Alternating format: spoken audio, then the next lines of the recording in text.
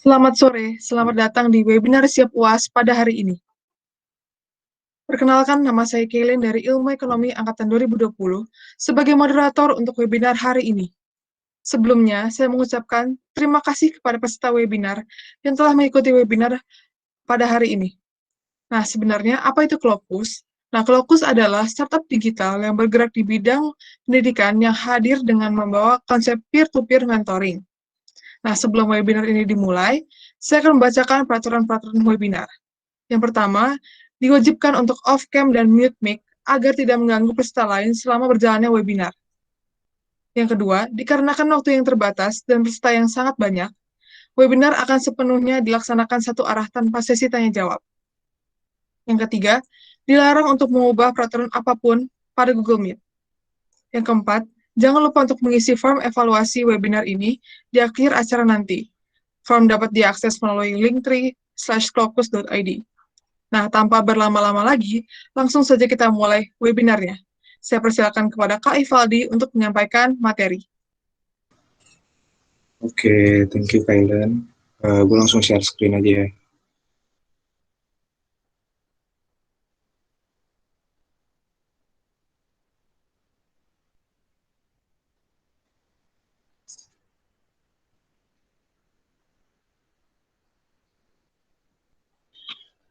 Oke, halo semuanya, selamat siang. Perkenalkan, nama gue Valdi dari Ilmu Ekonomi Angkatan 2019. Nah, jadi gue hari ini tuh bakal bahas, lebih banyak kan sih bahas soal ya. Nah, soal yang di sini yang gue angkat itu tahun 2017 sama 2018, itu ada 4 soal, plus ditambah tahun 2018 sama 2019. Nah, BTW tahun 2017 sama 2018 saya bisa kalian siapin aja dulu, bisa kalian download juga di Baci Kanopi, sama gue nggak bahas semua, karena gue akan lebih membahas sama beberapa materi yang kemungkinan keluar. Berdasarkan yang sepengetahuan gue, dan juga beberapa gue nanya-nanya sama angkatan 2020, yang kemungkinan kalian itu ada 4 soal. Yang pertama itu tentang Poisson ataupun tentang normal distribution. Nah, yang kedua itu tentang sampling, yang ketiga itu tentang estimation, kayak misalnya confidence interval dan lain sebagainya, dan yang terakhir adalah hipotesis testing. Oke, langsung aja gue bahas. BTW, suara gue kedengeran dengan jelas kan ya?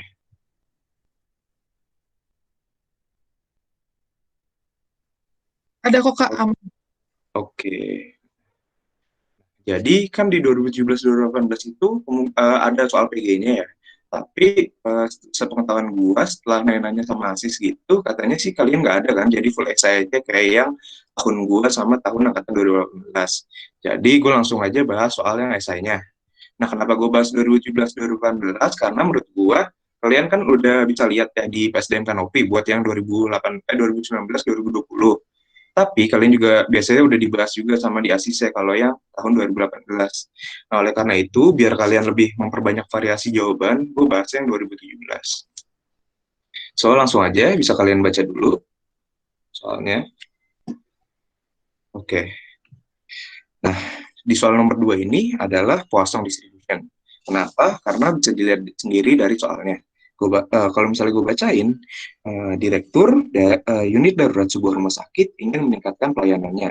Ia mempertimbangkan untuk menambah dokter bagi unitnya. Sebelum mempekerjakan pegawai baru, ia mengamati data masa lampau dari 25 hari yang dipilih secara acak. Nah, dari sini kita tahu bahwa ini adalah menggunakan Poisson distribution. Kenapa? Karena dia bilang ini dalam datanya itu dalam interval.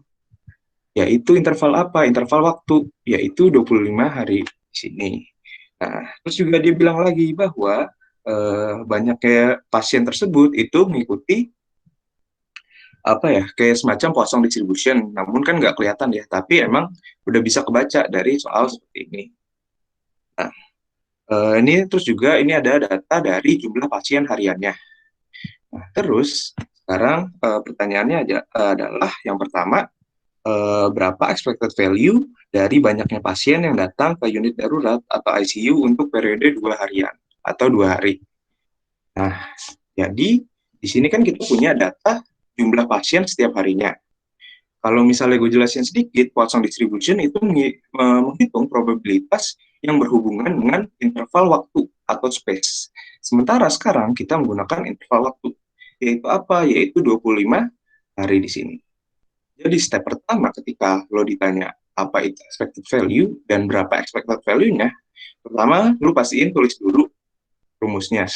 Kita tahu di sini adalah expected value itu sama dengan mu-nya atau rata-rata kejadiannya.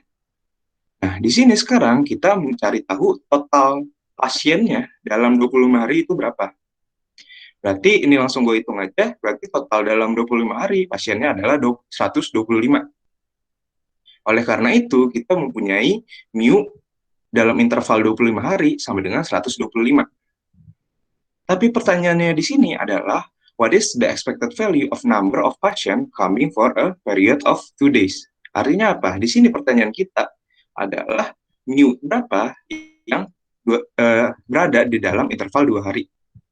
Pertama di sini, lo harus mencari mu ketika berada dalam interval 1 hari dulu. Berarti gimana caranya? Ya gampang banget, tinggal 125 lo bagi sama seluruh total interval waktu yang ada di mu-nya. Berarti 125 dibagi 5. Sorry, dibagi 25. Itu kan hasilnya 5 ya. Berarti mu ketika 1 hari itu sama dengan 5. Lalu untuk periode 2 hari berarti berapa? Berarti ini tinggal kita kaliin aja. Berarti expected value dari 2 hari itu sama dengan mu 1 dikali 2. Atau mu ketika 1 hari dikali dengan 2. Berarti 5 dikali 2 sama dengan 10. Berarti kita dapat expected value untuk dalam 2 hari itu adalah 10. Itu, ini juga masih nggak terlalu susah. Oke, gue lanjutin aja. Sekarang yang nomor 2, what is the probability that at a certain day? Certain day di sini dapat kita artikan adalah waktu tertentu kan, atau hari tertentu. Itu sama aja dengan 1 hari. Nah, there are 5 patients coming to the emergency unit. Jadi, dari soal tersebut dapat kita pastikan bahwa ini kan certain day. Berarti dia menggunakan mu yang 1 hari. Kenapa? Karena dia di hari tertentu doang. Nah, berarti mu-nya sama dengan 5 atau mu yang 1 hari. Nah, terus there are 5 patients. Berarti apa? Ada 5 pasiennya kan? Berarti X-nya kita punya. X sama dengan 5, mu sama dengan 5.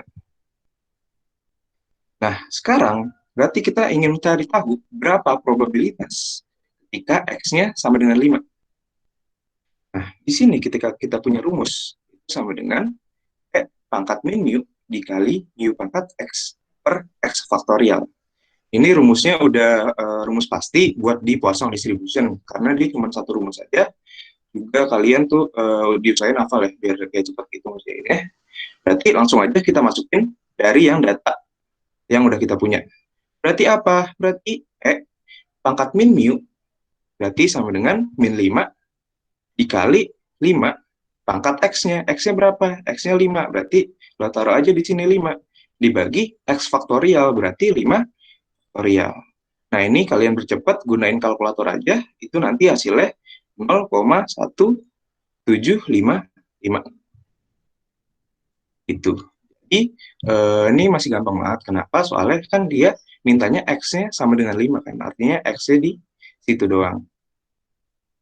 Nah, beda lagi sama yang nomor 3. Dia bilang, what is the probability that at a certain day there are more than 2 patients kan? More than artinya apa? Lebih dari 2 pasien yang datang ke emergency unit tersebut.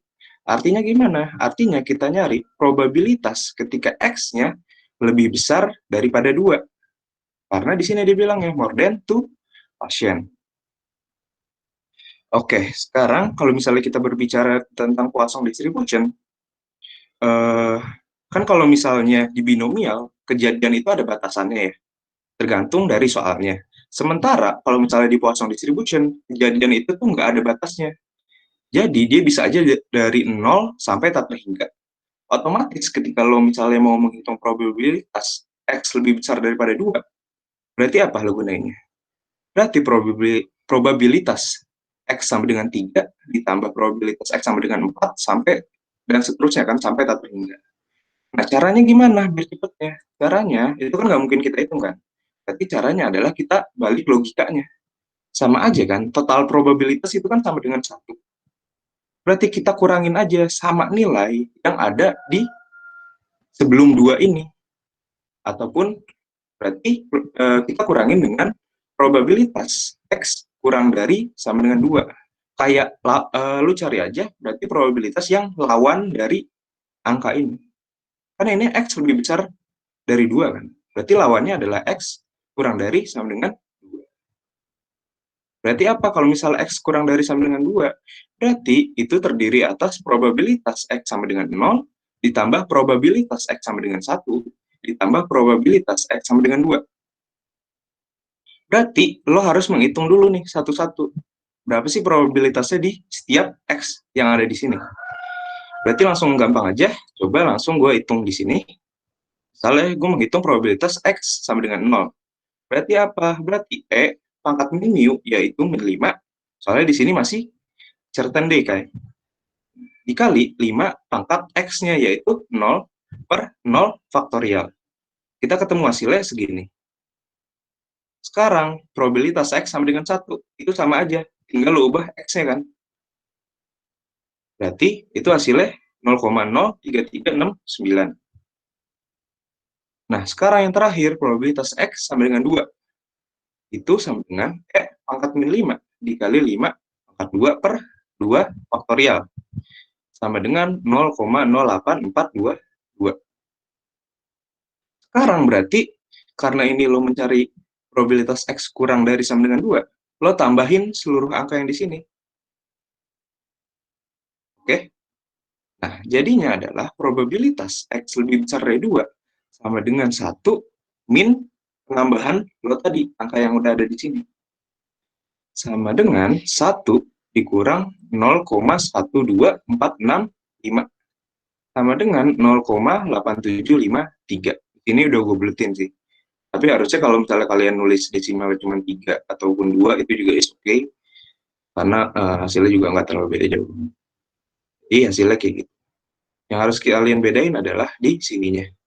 Jadi harus pintar-pintar kalian aja. Karena kan Poisson ini nggak ada batasannya. Kalau misalnya binomial itu ada batasannya. Misalnya probabilitas X-nya sama dengan 1 sampai X-nya sama dengan 3. Kalau di sini kan berarti kejadiannya itu sampai tak terhingga. Makanya kalian cara gampangnya adalah oke, lanjutin ke nomor 4. Nah, di sini tuh udah lumayan susah. Kenapa? Karena di sini kalian tuh pakai konsep yang sebelum binomial, kayak misalnya konsep kumulatif, konsep gabungan, ataupun konsep irisan. Yang nomor 4 adalah, what is the probability that at 3 consecutive days, artinya dalam 3 hari berturut-turut, akan ada more than 2 patients each day coming to the emergency unit. Artinya apa? Artinya dalam 3 hari berturut-turut akan ada lebih dari 2 pasien yang datang ke dalam emergency unit.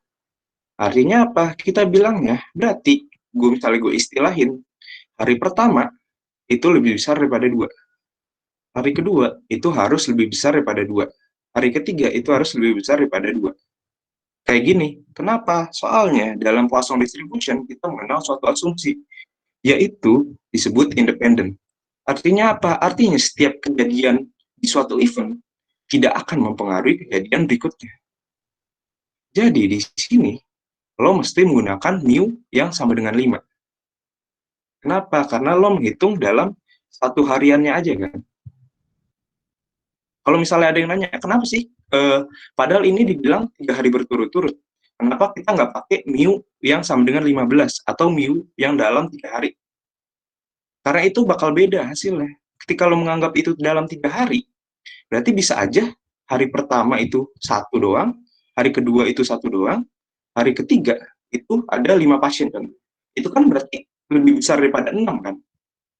Tapi itu nggak boleh di dalam Poisson distribution. Kenapa? Karena adanya asumsi independen tadi.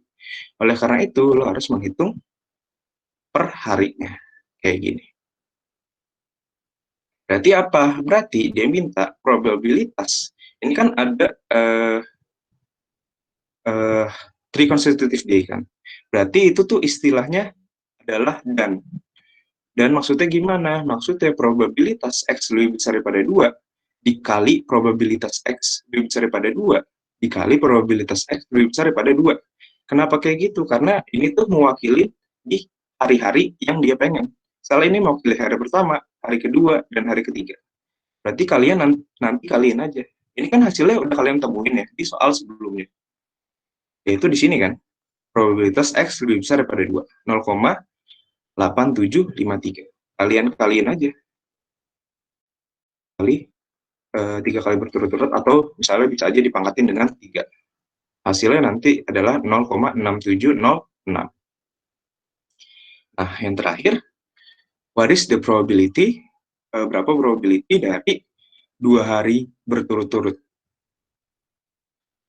There will be either one patient at one day or at least one patient at the other day coming to the emergency unit. Nah, kalau misalnya gue ilustrasiin, berarti ini kan ada 2 hari berturut-turut ya. Hari pertama, dia bilang either one patient at one day, berarti hari pertama bisa aja gue tulis 1. Dan hari kedua, or at least one patient at the other day, berarti lebih besar dari 1 kan. Tapi karena dibilangnya either, ya bisa aja, misalnya di sini gue taruhnya lebih besar daripada 1, ini gue taruh 1. Soalnya kan either kalau misalnya di bahasa Indonesia artinya atau kan. Nah, karena di sini kita gunain asumsi yang independen tadi, jadinya tetap kita menghitungnya itu adalah D1, D1 sama D2 itu sendiri-sendiri. Karena eventnya nggak mungkin kejadian secara yang saling mempengaruhi seperti itu. Jadi di sini tetap kita gunainnya mu-nya sama dengan 5. Oke, berarti karena dia ada kata-kata either, berarti kan kita mengenalnya dengan kata atau ya. Atau berarti sama aja dengan gabungan kan. Berarti dapat kita tulis probabilitas X sama dengan 1. Gabung probabilitas X lebih besar dari 1. Itu kita dapat rumus kayak gini tuh dari mana? Kalau misalnya kalian ingat, pas sebelum UTS, itu ada suatu konsep, yaitu misalnya probabilitas A digabung B, itu sama aja probabilitas A ditambah probabilitas B, dikurang probabilitas A iris B kan. Berarti di sini dapat gue katakan probabilitas X sama dengan 1, gabung probabilitas X lebih besar daripada 1, sama dengan probabilitas X sama dengan 1 itu sendiri, ditambah probabilitas X lebih besar daripada 1, dikurang probabilitas X sama dengan 1, iris probabilitas X lebih besar daripada 1. Kalau iris berarti kan apa? Dikali kan? Jadi kita kaliin. Nah, probabilitas X sama dengan 1 kita udah nemu kan? Di soal yang sebelumnya. Di soal yang ini kan? 0,03369. Berarti ini udah nemu, tinggal kita cari probabilitas X lebih besar daripada 1. Berarti X lebih besar daripada 1 sama aja kan? Kayak misalnya gue bilang, 1 dikurang probabilitas ketika X-nya sama dengan 0. Bener dong. Kenapa? Karena probabilitas X lebih besar daripada 1, berarti kan 1, 2, 3, sampai dengan seterusnya. Artinya adalah, di sini gue bisa aja gue bilang 1 dikurang probabilitas X sama dengan 0, yaitu 0,000674. Ini juga udah dapatkan dari soal yang 2 di atas tadi. Berarti hasilnya adalah 0,993. Berarti tinggal gue ikutin rumus yang di sini aja. Ini ditambah ini, dikurang ini dikali ini. Dapat hasilnya nanti ini. Sama dengan, berarti probabilitas ya adalah 0,99353. BTW kalian lebih baik tulis narasinya ya kalau misalnya di soalnya nanti. Kayak misalnya gampang banget kan, narasi itu kayak kopas aja dari soal. Berarti the probability that at a two consecutive day bla bla bla bla bla is gitu aja. Itu kayak buat nambah-nambah poin aja. Oke, mungkin cukup dari gua buat kosong probability di sini. Nah, biasanya kalau nggak suatu soal ngeluarin Poisson distribution, itu adalah selanjutnya yaitu normal distribution. Itu kayak ganti-gantian aja. Nah, selanjutnya itu ada soal normal distribution. Sebenarnya tahun 2017-2018 itu ada soal yang uniform kan. Tapi itu kayak cukup mudah sih menurut gue buat kalian. Jadi tinggal ngitung apa ya, luas si persegi panjangnya aja. Tapi kalau ini emang ada suatu konsepnya juga. Jadi kita bilang Larasati dan Budiman bekerja di sales department at Wifon Store. Larasati has been contributing in a average of 48 million sales every month kan, with a standard deviation 22. Berarti dari soal tersebut kita bisa dapat untuk Larasati mu-nya ini adalah 48 dan standar deviasi adalah 22 miliar atau juta kan kalau di bahasa Indonesia. Sedangkan Budiman kita bisa lihat di sini contributing an average of 56 juta kan salesnya. Jadi rata-ratanya adalah 56 juta dan standard deviation-nya adalah 17 juta. Oke. Okay. Dan store manager dari Larasati dan Budiman bakal ngasih bonus sebesar 5 juta. Nah, mereka mampu menjual atau berkontribusi terhadap 100 juta sales in a month. Dan assume a normal distribution to answer the following question. Nah, jadi untuk menjawab soal ini, dia bilang bahwa bonus 5 jutanya ini sebenarnya tuh nggak pengaruh.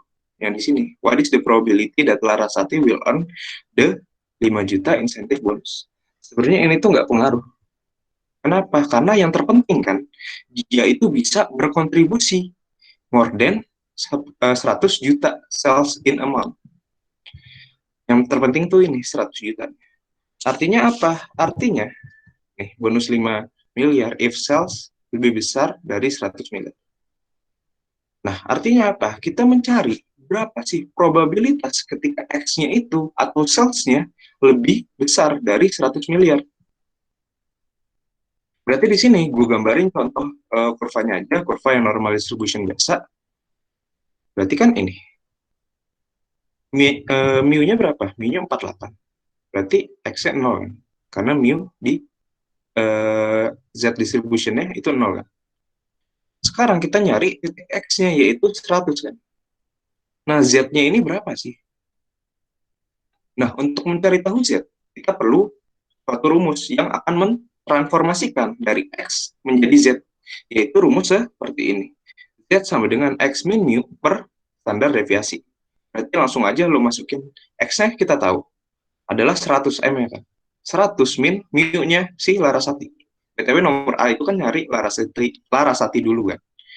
Berarti 100 dikurang 48 dibagi standar deviasinya. Berarti 100 min 48 per 22 sama dengan 2,36. Berarti probabilitas X lebih besar daripada 100 sama dengan probabilitas Z lebih besar daripada 2,36. BTW kalian cukup penting sih nulis rumus kayak gini. Kayak equation-nya. Jangan langsung misalnya Z-nya 2,36 berarti sama dengan berapa probabilitasnya. Jadi kayak perlu ditulis dulu equation-nya kayak gini. Berarti probabilitas Z lebih besar daripada 2,36 itu kan sama aja 1 min probabilitas Z kurang dari 2,36. Kenapa kayak gini? Karena kan misalnya kita nyari di sini.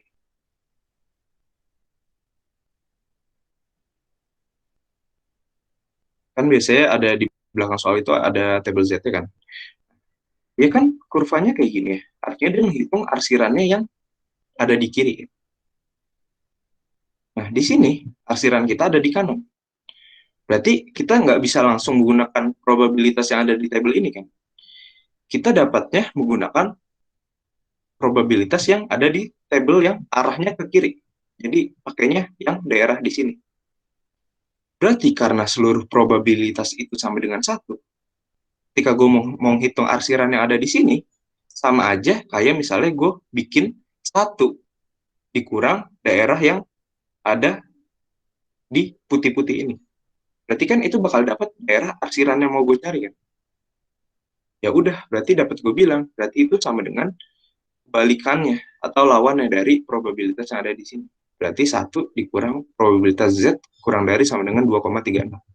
Kita cari aja probabilitas Z kurang dari 2,36 itu berapa.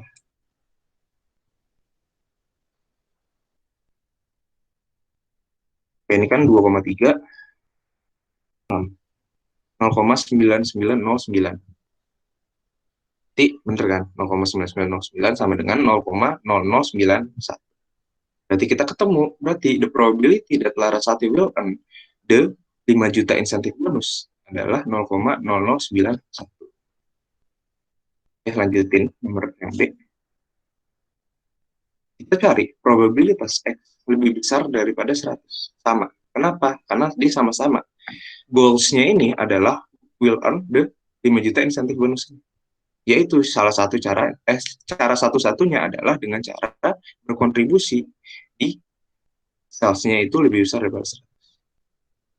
Yang membedakan adalah di sini Budiman punya mu sebesar 56 dan standar deviasi sebesar 17. Berarti apa? Berarti tetap aja, biar gampang, gue gambarin kurvanya. Berarti kan daerah arsiran kita ada di sini ya, yang di 100 ke kanan. Berarti sama aja caranya sebenarnya. Berarti kita cari Z di sini tuh berapa sih yang mau titik yang kita cari ini. Kita gunain rumus yang sama, yaitu berarti kita masukin aja X-nya, 100 dikurang mu-nya. Mu-nya kan beda kan sama yang Larasati. Sekarang Budiman adalah 56. Dibagi sama standar deviasinya, yaitu 17. Sama dengan 2,59. Sama aja. Tulis probabilitas X lebih besar daripada 100 sama dengan probabilitas Z lebih besar daripada 2,59. Sama dengan 1 dikurang probabilitas Z kurang dari sama dengan 2,59. Bener kan? Paling kita harus mengurangi daerah yang ada di sini, yang dapat kita cari di tabel Z. Kita cari di tabel Z, anggapannya lo udah nyari kayak gitu, kayak tadi yang udah gue contohin, kita ketemu bahwa Z distribution yang 2,59 ini nilainya adalah 0,9952. Berarti kita cari 1 dikurang 0,9952 sama dengan 0,0048. Berarti the probability that Budiman will earn the 5 juta insentif bonus ini adalah 0,0048. Kayak gitu. Nah, itu adalah soal nomor 1 kalian antara yang Poisson probability ataupun normal distribution. Oke, ganti-ganti. Dan sekarang lanjut ke soal nomor 2-nya. Nah, di sini karena di tahun 2017 itu soal yang sampling distribution-nya kayak cuman singkat banget. Jadi gue pakainya yang Watts ganjil 2018-2020. Itu yang tahun setelahnya. Nah, kalau misalnya di sini, gue buka catatan gue dulu. Nah, jadi kita baca dulu soalnya. Angka berat kelahiran di suatu negara mengikuti normal distribution. With mean-nya yaitu 2,850. Berarti di sini mean-nya itu population mean atau sample mean? Population kan, kenapa? Karena dia bilang di suatu negara. Ini kan suatu populasi kan. Berarti ini adalah population mean. Berarti dapat gue tulis mu-nya sama dengan 2,850. And standard deviation yaitu 550. Berarti ini population standard deviation kan. Berarti 550. Oke. Nomor yang pertama, nomor A. Explain the attribute of sampling distribution of the sample mean based on a random draw of two infant. Two infant itu bayi ya, berarti kayak yang masih bayi, balita. Begitulah pokoknya. Nah, di sini kan kita bilang, di sini soalnya bilang bahwa N-nya ini sama dengan 20. Dikasih tahu 20. Step pertama, sebelum masuk ke pertanyaannya, step pertama ketika lo mengerjakan sampling distribution adalah lo harus mengetahui apakah soal ini maunya itu sample mean, apakah dia ingin mencari sample mean, atau mau mencari sample proportion. Kenapa? Karena treatmentnya bakal beda. Rumusnya beda juga kan. Ketika udah mengetahui, misalnya di soalnya udah bilang sample mean kan, berarti kita pakainya rumus yang sample mean. Nah, sekarang kita ingin mencari tahu apakah dia normal distribution apa enggak. Kalau misalnya dia nggak normal distribution, kalau misalnya normal distribution, oh ya udah berarti langsung udah bisa kita hitung. Kalau misalnya dia nggak normal distribution, kalian perlu lihat dulu N-nya. Apakah N-nya lebih besar sama dengan 30 atau enggak? Karena kenapa? Karena walaupun dia tidak normal distribution, tapi kalau N-nya itu lebih besar sama dengan 30, dia bakal sendirinya bakal mengikuti normal distribution tadi. Kenapa? Karena adanya konsep central limit theorem. Kayak gitu. Jadi yang perlu kalian cek adalah apakah dia sample mean ataupun sample proportion. Sama apakah dia normal distribution atau enggak. Nah, di sini berarti kan dia nanya, explain the attributes kan. Attribute sama dengan karakteristik dari sampling distribution of sample mean. Jadi, sample mean ini ada dua atribut. Yang pertama adalah expected value dari X bar-nya ini, atau dari sample mean-nya. Nah, expected value dari sample mean itu bakal sama dengan mu-nya. Berarti expected value dari sample mean sama dengan mu, sama dengan 2850 gram yang udah given di soal. Nah, karakteristik yang kedua atau atribut yang kedua adalah standar deviasi dari sampel mean-nya. X bar ini sampel mean-nya ya. Berarti standar deviasi X bar sama dengan standar deviasi yang population-nya dibagi akar N-nya. Atau dibagi akar sampelnya, jumlah sampelnya. Berarti standar deviasinya udah given di soal 550 dibagi akar 20 sama dengan 122,98. Ini adalah standar deviasi dari sampel mean atau biasa juga disebut standar errornya. Jadi bisa aja kalian tambahin standar deviasi dari X bar ataupun di sini tulis standar error. Jadi karakteristiknya ada dua, ada expected value sama standar deviasi atau standar error. Oke, gue lanjutin ke yang B. Find the probability that the mean weight of 20 randomly selected infant is below 2.500 gram. Nah, di sini dia minta barnya ini adalah 2.500. Dia minta supaya si apa ya gue biasa bilangnya, si data statistik kita itu di bawah 2.500. Berarti ini kan apa? Ini kan X bar-nya kan. X bar udah bisa dapat gue bilang X bar-nya sama dengan 2.500. Mu-nya kita pakai yang mu awal. Nah, di sini dia minta apa sih? Di sini dia minta berapa probabilitas ketika X kurang dari 2.500. Itu tuh berapa? Nah, kalau di sini, berarti kalau misalnya gue gambar kurvanya, kita punya X bar, yaitu di titik 2.500. Ingin tahu berapa sih probabilitas yang kurang dari 2.500, berarti daerah arsiran di sini. Untuk mencari tahu data tersebut, kita memerlukan Z distribution-nya. Berapa sih Z distribution yang ada di titik tersebut? Untuk mencari tahu di Z distribution, kita perlukan suatu rumus untuk mentransformasikan dari dari X bar ke Z distribution. Nah, rumusnya itu beda sama yang tadi normal distribution yang biasa, karena di sini kan kita datanya ini data sampel, namanya juga sampling kan.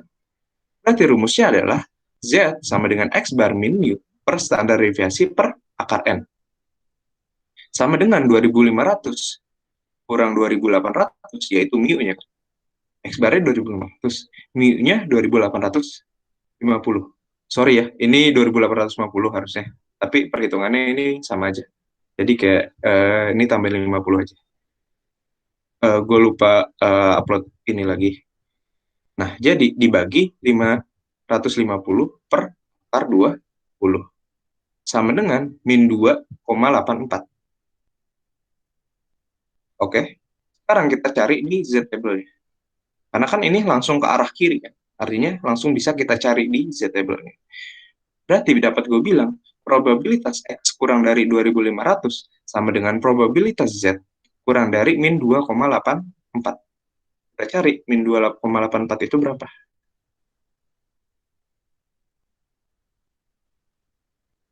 Oke. Min 2,8.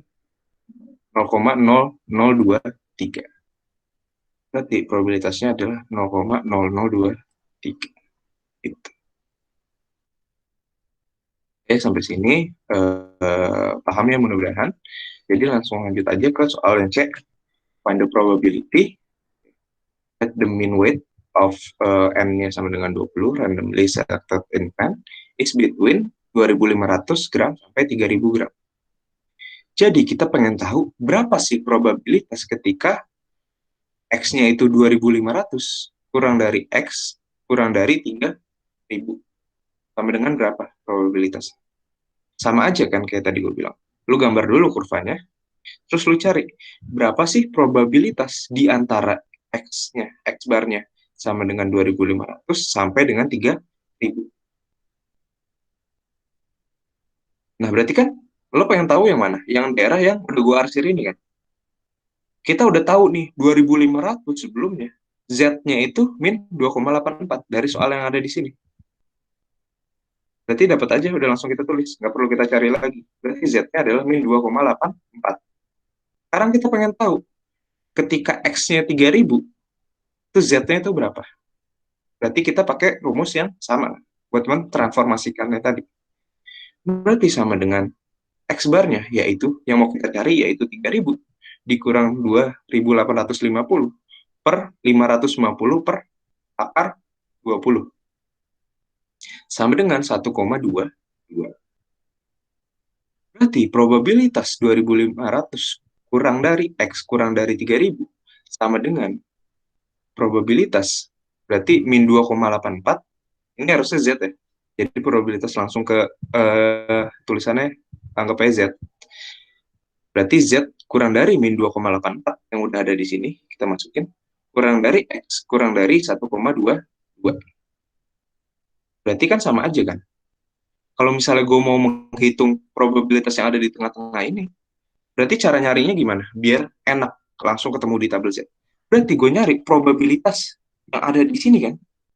Dari 3.000 arsiran sampai ujungnya. Dikurang probabilitas yang kurang dari 2.500-nya. Atau di sini. Sama aja, biar gampangnya gue bilang, arsiran yang besar ini dikurang arsiran yang kecil ada di sini. Secara equation, berarti kan, kita bisa bilang probabilitas Z kurang dari 1,22, yaitu yang ada di sini kan 1,22. Probabilitas seluruhnya dikurang probabilitas Z kurang dari min 2,84, yaitu probabilitas yang kecil di sini. Sama dengan, kalau misalnya gue cari di tabelnya, berarti kan 0,8888 kan, yaitu 1,22 Z. Probabilitas dikurang 0,0023 sama dengan 0,8865 gitu. Jadi jangan sampai bingung misalnya kalian ditanya yang ada di tengah-tengahnya gini. Kenapa? Karena kan yang di Z table itu apa yang tadi gue bilang, seperti ini kan, daerahnya yang ada probabilitas yang ada di sini kan ke arah kiri semua. Jadi ketika kalian ingin mencari yang ada di tengah-tengah seperti yang ini, carilah dulu probabilitas yang paling besarnya, yaitu yang arahnya ke sini. Yang paling besar nih. Dikurang probabilitas yang kecilnya ini. Yang harus kalian kurangin di sini. Oke. Lanjut ke yang nomor D. Nah, sebenarnya soal di sini cukup baik ya menurut gue. Kenapa? Karena angka yang digunakan itu X-nya itu sama semua. Jadi kalian udah ketemu kan? Dia minta di sini, what is the probability that the mean weight of 20 randomly selected infant is about 3.000 kan? Berarti dia minta probabilitas X lebih besar daripada 3.000 itu berapa? Berarti bisa gue bilang, berapa sih luas atau probabilitas daerah yang gue arsir di kanan ini? Berarti kan sama aja kan? Ini kita udah ketemu yang tadi, yaitu 1,22. Ya udah langsung aja bisa gue pakai. Berarti probabilitas X lebih besar daripada 3.000 sama dengan probabilitas X lebih besar, probabilitas Z lebih besar 1,22. Berarti sama aja. 1 min probabilitas Z kurang dari 1,22. Yang udah kita cari tadi kan daerah yang di sini kan. Berarti adalah 1,1 dikurang 0,888. Sama dengan jawabannya 0,112. Oke, yang sampling distribution. Nah, kan di sini ada dua ya, yang sampling distribution of sample mean sama sample proportion. Cuman yang ini kan contohnya yang sample mean, tapi kalau yang sample proportion itu kan tahun 2020, tahun 2019-2020 itu ada di PSDM Kanopi. Kalian bisa lihat aja. Oke, lanjut. Sekarang kita gunain lagi yang soal 2017-2018 yang estimation. Nah, menurut gue ini soal estimation yang lumayan cukup susah ya. Kenapa? Karena di sini data-datanya itu yang diminta itu cukup. Pertama, kita gunain yang A.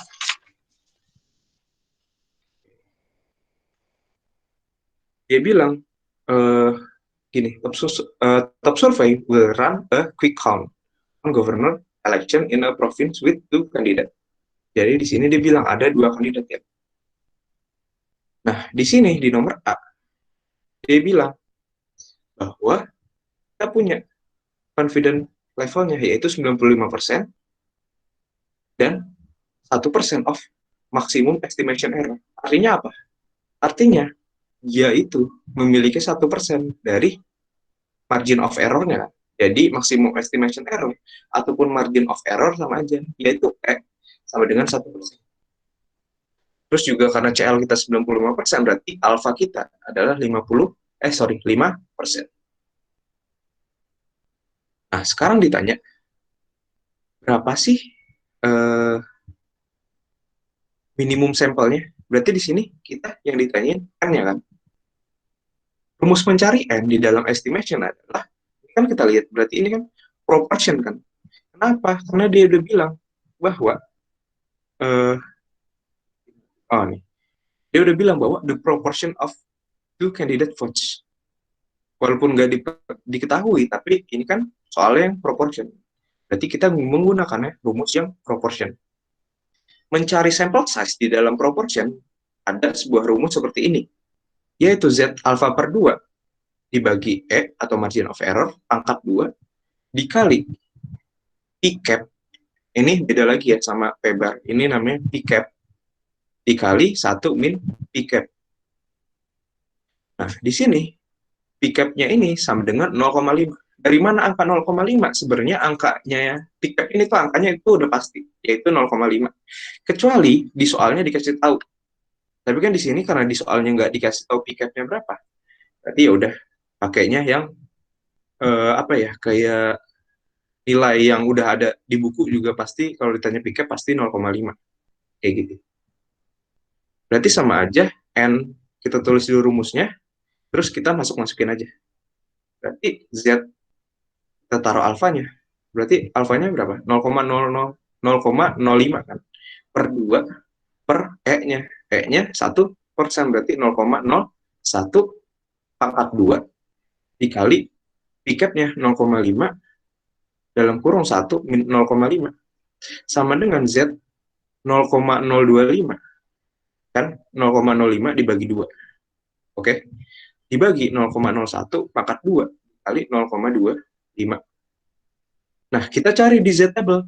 Z 0,025 ini kan probabilitas ya. 0,025 itu berapa? Berarti kan bisa dapat gue bilang 0,025. Ketemu nih. 0,025 itu nilai Z adalah min 1,96. Berarti kita tulis min 1,96 dibagi 0,01 pangkat 2 dikali, ini udah gue kaliin, kali masuk ke dalam, berarti hasilnya 0,25 sama dengan, berarti minimum sample size-nya adalah 9.604 kayak gitu. Ini masih gampang menurut gue karena kita tinggal masukin ke rumusnya aja, cuma jangan kecoh alfa per 2-nya ini. Masuk ke nomor B.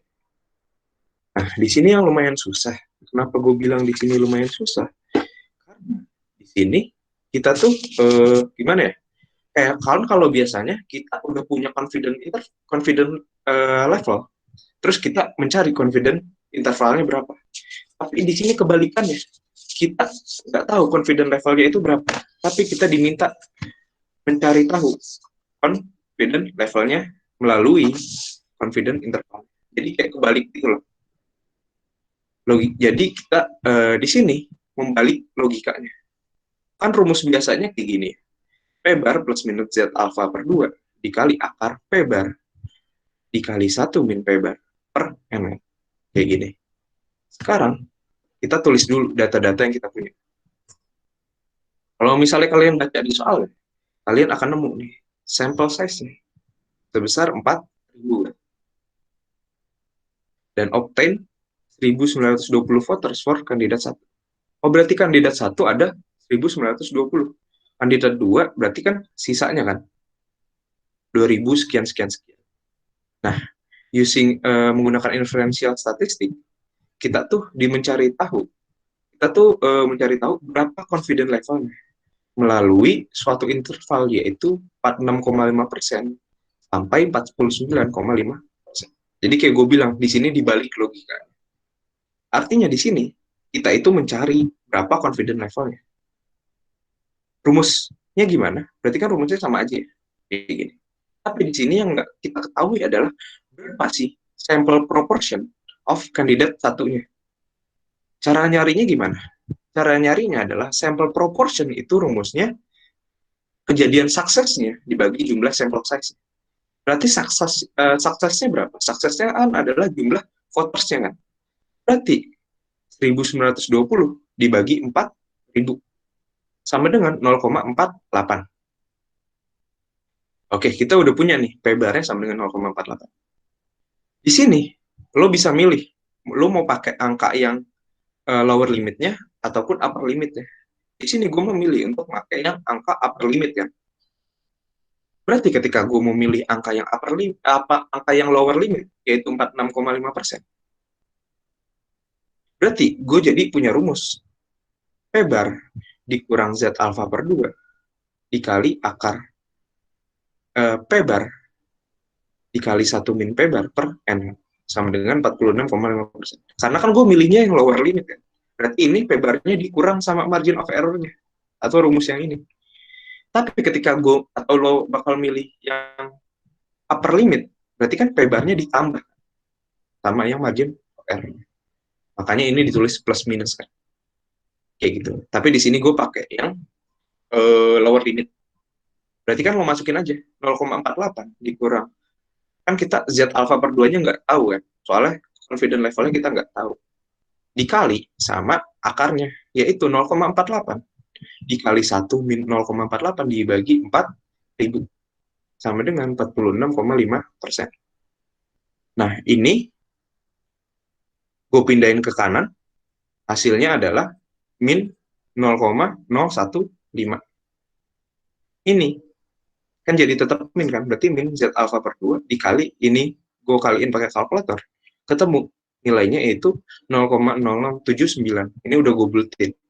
Tadinya 0,789 sekian-sekian. Oke, sekarang gini. Berarti kan kita untuk mencari Z alpha per 2-nya, kita perlu membagi nilai yang di sini terhadap nilai yang ada di sisi kiri kan. Berarti min bagi min itu kan plus kan. Berarti Z alpha per 2 sama dengan min 0,015 dibagi min 0,0079. Hasilnya adalah Z alpha per 2 sama dengan 1,89. Mudah-mudahan nggak bingung ya, soalnya ini kan kayak konsep matematika aja di pindah ruas sama dibagi ruas gitu. Berarti kan sama aja, gue udah punya nih Z alpha per 2 gue sama dengan 1,89. Kita cari di tabel Z. 1,89 ini tuh berapa? Lo bakal ketemu angka 0,294. Tapi ingat, ini tuh biasanya banyak yang salah juga di sini. Angka 0,294 ini itu adalah alfa per 2-nya, bukan alfanya. Jadi yang perlu kita lakukan adalah dikali 2 dulu kan, buat menghilangkan pembaginya ini, atau 2-nya ini. Sama dengan, berarti alfanya adalah 2 dikali 0,294, yaitu 0,0588. Berarti alfanya kita ketemu ini. Nah, cara cari confidence level adalah 1 min alfa kan. Untuk mencari persentasenya berarti 100 dikali 1 min alfa atau 0,0588 dikali persentase sama dengan confidence levelnya yaitu 94,12%. Jangan bingung, jadi kalian emang cukup rumit perhitungannya, jadi intinya kalian ya teliti juga di sini. ikutin rumus-rumusnya aja. Oke, gue lanjutin. Nah, sekarang if you construct a confidence interval with a 99% confidence level, can you conclude, lo bisa mengambil kesimpulan dari pemenangnya election ini gak sih? Kayak gitu intinya. Jadi jawabannya sebenarnya apa? Bisa kan? Kenapa? Karena lo punya datanya tersebut dengan mencari confidence intervalnya.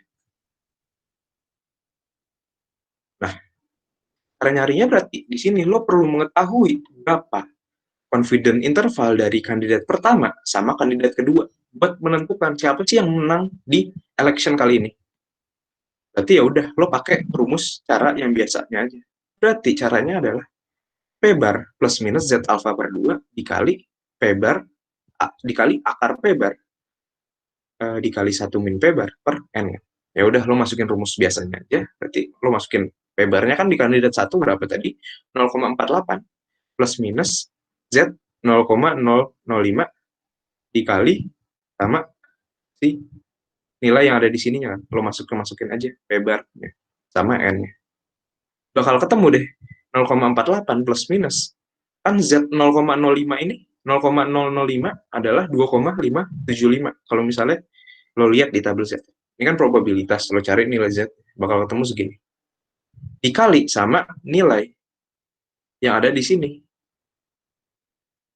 itu bakal ketemu 0,00789. Kalau misalnya lo kaliin kedua nilai ini bakal ketemu yaitu 0,02. Berarti ya udah deh kita udah bisa pakai di sini. Berarti 0,08 buat mencari lower limit ya. Berarti kan lo kurangin kan sama 0,02. Hasilnya adalah 0,46. Di sini hasilnya adalah 0,5 kan karena lo tambah. Jadi lower limitnya 0,46 sama upper limitnya 0,5. Nah, kandidat 2 itu gimana caranya? Itu caranya sama aja, yaitu lo cari P-bar-nya dulu. P-bar apa? P-bar berarti gimana? Berarti kayak tadi kan. Ini kan kandidat 1 1920 kan. Nah, berarti kandidat 2 itu berapa? Berarti sama aja 2000 dikurang 4000 dikurang sama 1920 yaitu 2080 kan. Ya udah deh berarti 2080 lo bagi dengan 4000 bakal ketemu 0,5. Ya udah, kan rumusnya sama ya. Karena kan confidence intervalnya sama. Otomatis di sisi kanannya ini juga sama. Dan di sini dia itu nggak terlalu beda jauh, beda di desimal belakangnya aja, tapi kalau dibuletin hasilnya juga segini. Ya udah, berarti bisa gue pakai kan? Nilai margin of error-nya adalah 0,02. Berarti di sini untuk mencari intervalnya, yaitu 0,52 dikurang 0,02 adalah 0,5, 0,52 ditambah 0,02 adalah 0,54. Berarti di sini udah kelihatan belum siapa yang menang? Udah, yaitu siapa? Yaitu kandidat 2. Kenapa? Karena lo lihat aja, dia lower limitnya 0,52, upper limitnya 0,54. Tapi si kandidat 1 0,46 sama 0,52. Berarti kan kelihatannya lebih tinggi si kandidat 2 kan? Karena dia lower limitnya aja sama dengan upper limit kandidat 1. Berarti dengan 99% confidence level, kandidat 2 itu lebih mungkin menang. Karena lower limitnya yang 0,5 dan upper limitnya yang 0,5. Bilang aja kayak gitu di konklusi. Nah, sekarang yang D, itu sebenarnya caranya sama aja. Tinggal lo ubah alfanya. Tadi kan alfanya 1% ya. Sekarang alfanya berarti 5% kan. Di sini gue pakai yang cepat aja. Kenapa? Karena kita belakangnya itu kan nggak beda. Yang beda apa? Yang beda di critical value-nya aja, di Z alpha per 2. Ini kan namanya critical value ya. Berarti kita bedain. Z alpha 0,025. Itu lo cari ntar nilainya berapa, dikali sama si standar error-nya. Ini kan standar error ya, namanya. Itu menghasilkan suatu value, yaitu 0,015. Sekarang 0,48 dikurang 0,015 adalah 0,465. Dan juga 0,48 ditambah 0,015 adalah 0,495. Sedangkan di kandidat 2, kayak yang udah gue bedain tadi, kan bedanya di critical value-nya aja, atau di Z 0,025 ya tadi. Itu kan nilainya 1,96. Ya udah 1,96 dikaliin sama nilai yang udah kita ketemuin di atas, nilai standar error. Sama dengan 0,015. Berarti 0,52 dikurang 0,015 adalah 0,50505. Sama upper limitnya berarti 0,52 ditambah 0,015 sama dengan 0,535. Dari sini udah kelihatan juga kan bahwa ya dengan 95% confident level, kandidat 2 lebih memungkinkan menang. Karena ya lo lihat aja lower lower limitnya itu 0,505. Berarti ya udah dia pasti udah lebih dari 50% yang milih ya. Kayak gitu. Jadi kita lihatnya itu dari mana? Dari inter. Sekarang Kak, soal estimation yang terakhir. Ini soalnya lebih ke soal teori. Dia bilang, what do you suggest to the top survey for quick count so that with the same confidence level we'll get a lower margin of error. Apa sih saran? Sorry. Gimana? Oke, di sini ya. Nah, apa sih saran yang lo bisa berikan buat top survey biar dia tetap menggunakan confidence level yang sama, tapi mendapatkan lower margin of error kan? Ini soal teori. Jadi jawabannya gini, lo harus tahu dulu margin of error itu rumusnya apa? Rumusnya berarti kan ini kan, Z alpha per 2 dikali akar P bar dikali 1 min P bar per N kan. Sekarang dia bilang, confidence levelnya apa? Konstan kan? Karena dia bilang same confidence level, berarti confidence levelnya konstan di sini. Yang bisa lo ubah apa? Di bagian ininya. Caranya gimana? Sebenarnya ada dua. Ada dua cara untuk mendapatkan lower margin of error, yaitu mengubah level of signifikannya atau significant levelnya, sama mengubah si sample size-nya. Tapi karena ininya konstan, lo nggak bisa mengubah significant levelnya. Berarti yang lo bisa ubah apa? N-nya di sini. Berarti apa? Berarti suggest-nya adalah dengan menambah sample size agar margin of error kita turun. Benar dong, karena ada sebuah teori yang mengatakan bahwa dengan meningkatkan sample size, maka akurasi data kita tuh harusnya semakin baik. Sehingga E-nya itu atau margin of error-nya bakal turun. Jadi sekali lagi berarti caranya adalah meningkatkan sample size-nya, yaitu di sini. Kita masuk ke soal terakhir, yaitu hipotesis testing. Nah, di sini yang lumayan susah, apalagi kita ntar mengenal yang namanya type 2 error atau beta ataupun statistical, yaitu yang 1 min beta tadi. Nah, kita baca dulu, kalian baca dulu soalnya. Kita sebagai seorang pekerja itu telah dipromosikan ke manager of your electronic store, semua ada. Your assignment is to determine the mean number of weekly unpaid account has dropped. Oke, ini ada kata-kata has dropped ya. Artinya tuh gimana? Artinya apa? Berarti dia has dropped from the previous mean. Artinya telah menurun dari ya previous mean, yaitu 17,2. Nah, dan random sample of 55 weeks show a mean of berapa nih? 16,4 and standard deviation of 5,5. Berarti di sini apa? Di sini gue tahu nih, population mean-nya adalah 17,2. Soalnya dia bilang apa? Dari soalnya sebenarnya udah jelas. Kalau misalnya dia kayak misalnya status quo-nya itu atau rata-rata yang udah ada di dalam pabriknya itu adalah 17,2. And a random sample of 55, berarti N-nya sama dengan 55. Mean sampel min-nya, kan dari 55 sampel min ini kita mendapatkan rata-rata, yaitu 16,4. Berarti ini adalah sampel min. Dan ini adalah standar deviasi yang sampel 5, berarti gue lambangin dengan S. Nah, step pertama adalah dalam mengerjakan hipotesis testing, lo harus mendefine dulu hipotesisnya. Berarti apa di sini? Lo dapat apa?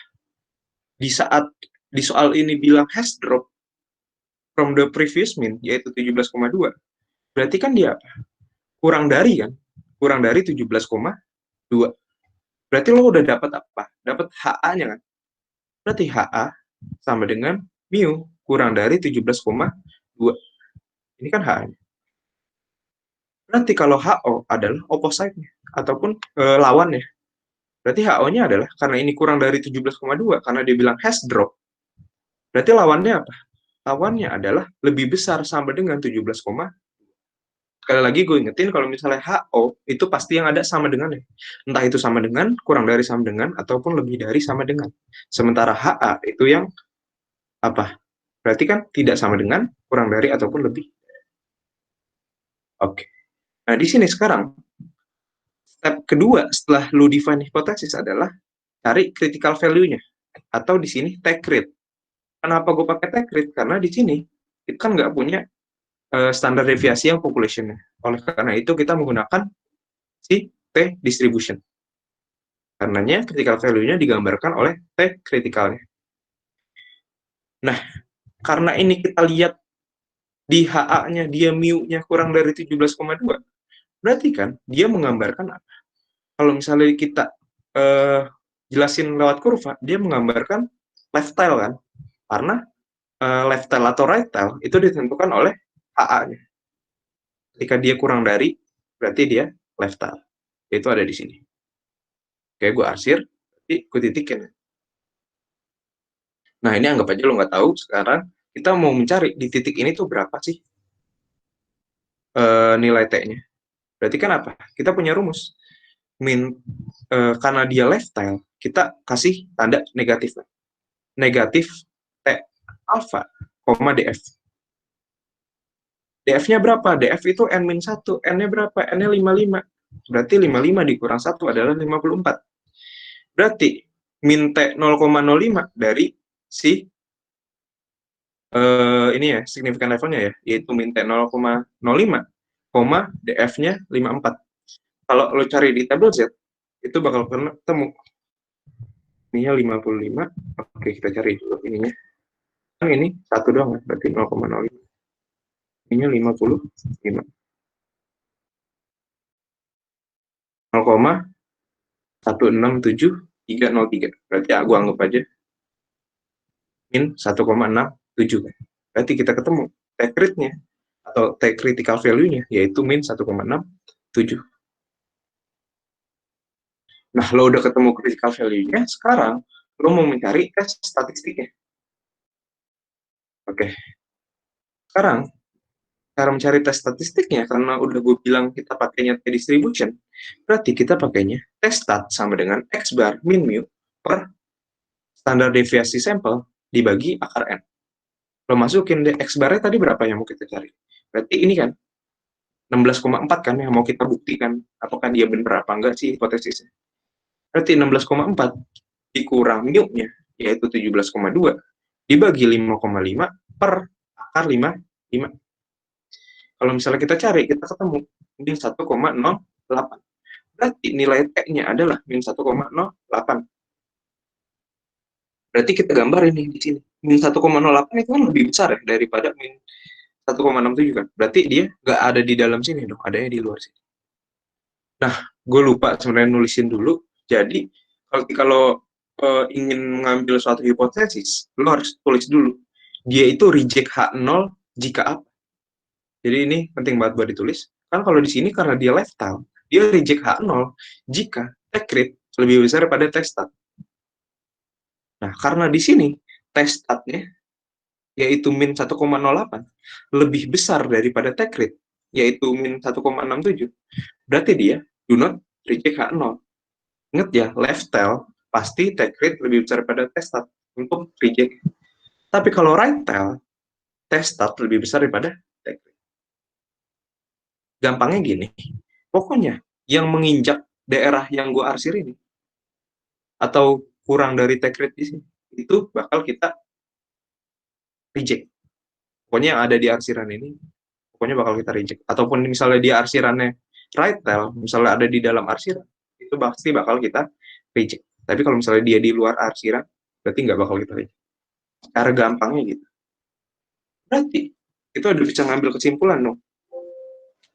Nah, bisa dibilang, so at 5% significant level, atau alfanya sama dengan 5%, we can conclude from the sample mean evidence. Jadi, di sini tuh nggak ada bukti yang mensupport bahwa klaimnya tadi, itu that the weekly unpaid account has dropped from 17,2. Jadi, dengan 5% significant level, kita dapat menyimpulkan bahwa tidak ada bukti yang dapat mensupport klaim yang disebut di soal tadi, yaitu the weekly unpaid account has dropped from 17,2 di sini. Oke, sampai situ itu adalah soal nomor 1. Sekarang kita ke soal nomor 2, itu calculate p-value. Calculate p-value sebenarnya gampang banget. Nah, di sini kita punya suatu asumsi, yaitu sample standard deviation is population standard deviation. Berarti S sama dengan, atau standard population sample sama dengan TOP-nya kan. TOP artinya standar population, standar deviasi population. Nah, karena ada asumsi ini, berarti kita udah bisa nih menggunakan Z distribution. Berarti kita masukin rumusnya aja. Kan tadi kita mau mencari p-value-nya ini berapa? Dari min 1,08 tadi. Kan udah ketemu kan di atas. Dari tes tata juga hasilnya bakal sama aja. Kita ketemu di titik yang mau kita cari ya, yaitu min 1,08. Apa sih p-value atau probability-nya ketika X bar-nya itu ada di 16,4, itu tuh berapa? Gampangnya gitu. Berarti daerah arsiran yang gue arsirin, itu tuh probabilitasnya berapa? Berarti dapat gue katakan, p-value sama dengan probabilitas Z kurang dari min 1,08. Yaitu apa? Yaitu 0,1401. Itu ada di Z table ya. Jadi ntar kalian bisa cari aja. Min 1,08. Berarti p-value-nya adalah 0,1401. Itu soal yang nomor 2. Nah, lanjut ke yang, nah ini udah mulai masuk ke yang cukup rumit, yaitu what is the power statistical test for this problem if the actual mean is 15 atau 15. Jadi kita punya actual mean sebenarnya rata-rata sebenarnya itu bukan 17,2, melainkan 15. Nah, untuk kita bisa menggambarkan relevant normal distribution. And again, assume that the sample standard deviation is population standard deviation. Oke, gue jawabnya di slide terpisah. Kayak gitu. Gue harap kelihatan ya guys. Oke, dia bilang kita punya actual mean sama dengan 15. Oleh karena itu, kita punya nih, tadi kan Z-nya udah kita cari kan. Berarti Z critical. Kita harus cari dulu Z-nya kan. Nah, karena kita punya alpha sama dengan 5%, berarti Z crit kita berapa? Berarti Z crit kita adalah, karena dia left tail, dia berarti min Z 0,05. Yaitu min 1,645. Berarti Z-nya adalah min 1,645. Gue ulangin lagi, jadi kita gambar dulu kurva yang sama kayak yang di soal nomor 1. Terus kita cari dulu titik Z ya ini, Z atau Z crit itu nilainya berapa. Nah, ketika kita udah punya Z crit, kita tuh harus mencari. Nah, untuk mencari type to error, kita harus menemukan suatu nilai. Yaitu nilai yang di mana? Yaitu nilai X yang berada di titik kritikalnya. Bisa kita sebut dengan X crit atau X di titik kritikalnya. Berarti step yang pertama adalah find X crit-nya dulu. Caranya gimana? Sebenarnya kan rumusnya Z sama dengan X bar min mu per standar deviasi per akar N kan. Berarti di sini Z kan kita udah tahu. Kita mau cari X crit kan. Ya udah, lo masukin aja semua. Terus lo cari X barnya atau X crit-nya itu berapa. ketika udah lo masukin semua equation-nya, lo pakai kalkulator, lo bakal ketemu suatu angka, yaitu 15,98. Berarti ini adalah si nilai excrete ya. Nah, di sini karena kita ingin mencari berapa sih step type to error-nya, atau berapa sih power of statistical test-nya, kita harus membuat kurva yang baru. Sebenarnya gini, logikanya adalah type to error itu terjadi ketika kita do not reject H0. Padahal H0-nya itu salah. Jadi intinya itu kan, beta itu menggambarkan kita atau kita do not reject H0, padahal H0-nya itu salah. Oleh karena itu, kita membuat kurva baru menggunakan actual mean kita. Karena kan tadi dia bilang 17,2 itu salah. Kita menggunakan actual mean, yaitu 15. Berarti kita gambar kurva baru di sumbu X-nya, itu adalah mean-nya itu adalah 15. Karena mean sebelumnya, karena X-bar-nya sebelumnya adalah 17,2. Karena di sini actual mean-nya itu adalah 15. Berarti ini harusnya ada ke kiri gitu kan. Jadi kurvanya ini ada di kirinya dari kurva yang sebelumnya.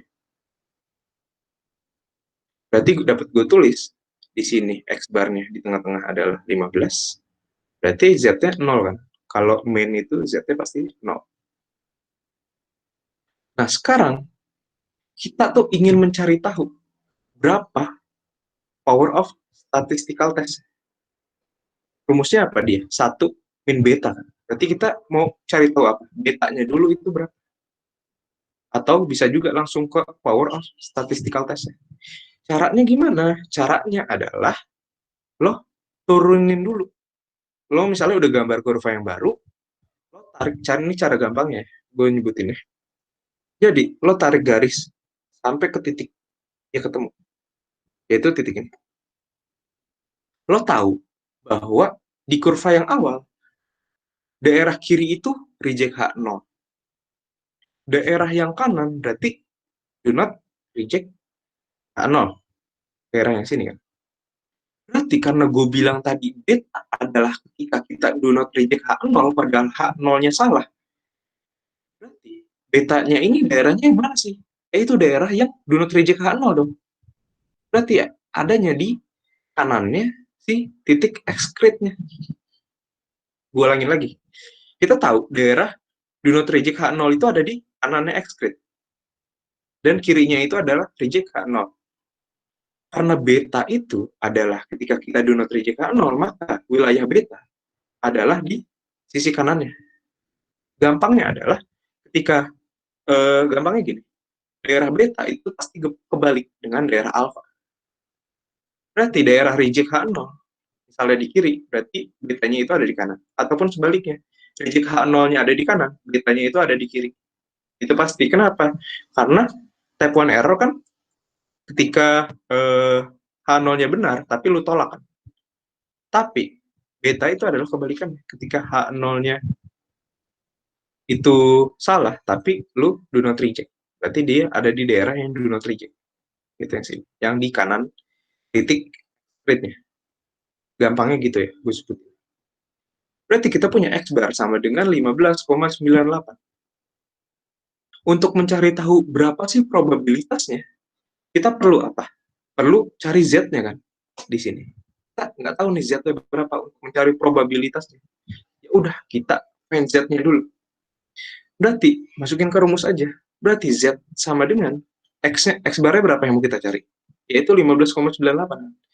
15,98 min 15 per 5,5 dibagi akar 55. Ketemu nilainya, Z-nya, yaitu 1,32. Positif dong, karena dia kan ada di kanannya 0. Kita cari ke sini, 1,32 itu ada berapa sih? Nah, anggapan aja lo udah cari kan, biar mempercepat waktu, itu tuh bakal ketemu nih, nilai yang 1,32. Sekarang kan kita ditanyanya apa? Kita ditanya, berapa sih power statistical test-nya for this problem? Tapi kita mencari probabilitas yang ada di arsiran putih ini, atau yang putih nggak ada yang nggak diarsir, yang nggak gue arsir. Berarti dia kan apa? Satu min beta kan? Atau power of statistical test. Berarti dia mencari probabilitas Z, kan Z-nya, kurang dari 1,32. Berarti daerah kurang dari 1,32 yang putih ini kan. Kita cari probabilitasnya. 1,32. 1,32. 0,9066. Sama kan? 0,9066. Kita ketemu probabilitas dari daerah power of statistical test adalah 0,9066. Sampai gitu. Sampai kita udah ketemu itu, berarti kita udah menjawab soal nomor yang C. Atau soal nomor 3. Sekarang, kita ingin tahu nih, show whether or not probabilitas type 1 ditambah probabilitas type 2 sama dengan 1. Berarti apa? Berarti probabilitas alpha ditambah probabilitas beta itu sama dengan 1 atau enggak sih? Kita mencari apa? Alfanya dulu kan. Alfanya tadi berapa? Alfanya atau significant levelnya itu adalah 5%. Berarti probabilitasnya adalah 0,05. Sementara beta tuh apa sih? Beta kan daerah yang diarsir gue sini kan. Berarti dia bisa aja satu min daerah yang the power of statistical test-nya kan. Ataupun bisa aja lu pakai satu min beta sama dengan nilai statistical error-nya. Cuman gue pakai equation yang ini. Berarti beta sama aja satu min the power of statistical error-nya kan. Atau satu min beta. Sama dengan satu dikurang, tadi kan kita udah ketemu satu min betanya, yaitu 0,9066. Berarti sama aja, beta sama dengan 1 dikurang 0,9066. Sama dengan 0,0934. Itu berarti betanya, atau daerah yang arsir kecil ini. Sekarang pertanyaannya, apakah probabilitas type 1 ditambah type 2 itu sama dengan 1? Berarti kita harus menambahkan 0,05 ditambah 0,0934. Itu tuh berapa? Berarti kan probabilitasnya sama dengan 0,1434. Berarti ini apa? Ini tidak sama dengan 1. Jadi, probabilitas alpha atau type 1 ditambah probabilitas B atau probabilitas beta atau type 2 error itu tidak sama dengan 1. Oke, udah habis sih soal gue hari ini. Gue harap kalian mengerti apa yang udah gue jelasin. Nanti juga apa kunci jawabannya ini bakal gue share di WA group. Jadi buat kalian belajar-belajar juga, sorry banget tadi ada yang ralat-ralat dikit, belum sempat gue benerin. Oke, sampai situ dulu dari gue. Silakan Kaylen.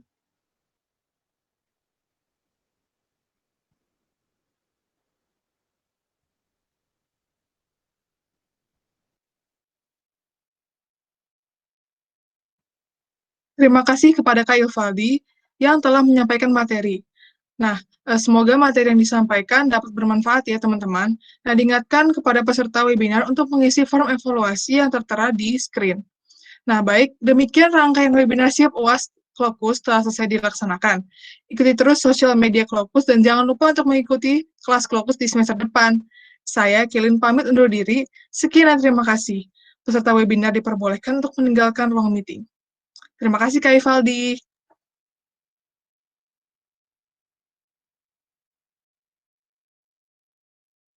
Sama-sama ya, semangat belajar semuanya.